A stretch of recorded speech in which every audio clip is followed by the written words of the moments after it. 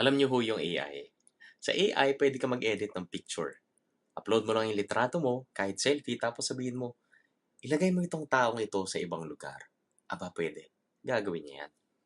Sinubukan ko sa akin, sabi ko, ilagay mo nga ito sa Switzerland. Aba, gumana, para ho ako nasa Toblerone. Yung anak ko po sa Disneyland, aba, gumana. Kahit yung sanggol kong 5 months old, ha, gumagana. At libre lang yan. Pwede mong gawin. Pero pag yung asawa ko na, hindi niya makuha. Kahit ilagay mo, huwag mong babaguhin ang muka ng babaeng ito. Aba, ayaw ko talaga. At sabi ko, naku, may mali ho yata dito sa mukha ng asawa ko. Sa AI.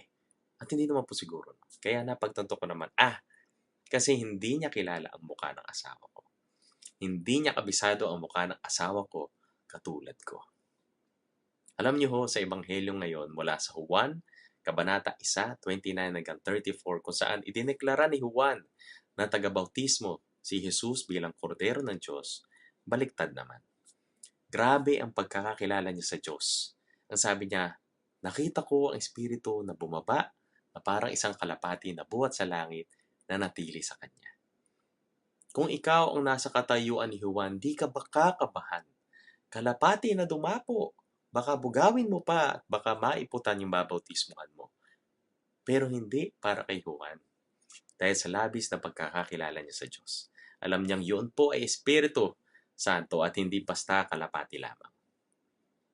Paano ho kamo niya nalaman? Ayon kay Juan, hindi ko siya kilala noon. Pero ang nagsugo sa akin upang magbautismo sa tubig ang siyang nagsabi sa akin. Sino yon? Ang Diyos. Kung kanino mo makitang bumaba at manatili ang Espiritu, siya ang magbabautismo sa Espiritu Santo.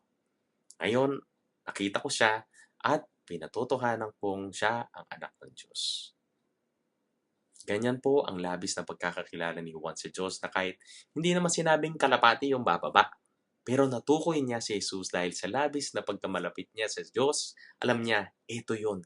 Ito ang Espiritu Santo na nagmula sa langit at bumaba at nanatili sa Diyos. Dahil sinabi ng Diyos ito sa kanya. Pero isipin po natin, paano niya nalaman? Paano niya narinig ang Diyos? Paano sinabi sa kanya ng Diyos? Simple lang, nakinig siya sa Diyos. At malamang ito ay sa pamamagitan ng pagdarasal.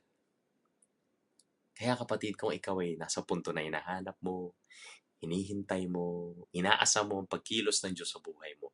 Ang unang hakbang po ay pakikinig at pagdarasal. At hindi lang pagdarasal, kundi patuloy na pagdarasal at pagninilay sa salita ng Diyos para makilala mo ng mabuti kung paano gumagalaw ang Diyos sa buhay mo. Kung mababaw ang relasyon natin sa Diyos, magiging mababaw din ang pagkakakilala natin sa Kanya. Akala natin ay wala, pero yun pala, di lang natin kilala. Bakit mahalaga na siya ay ating kilala?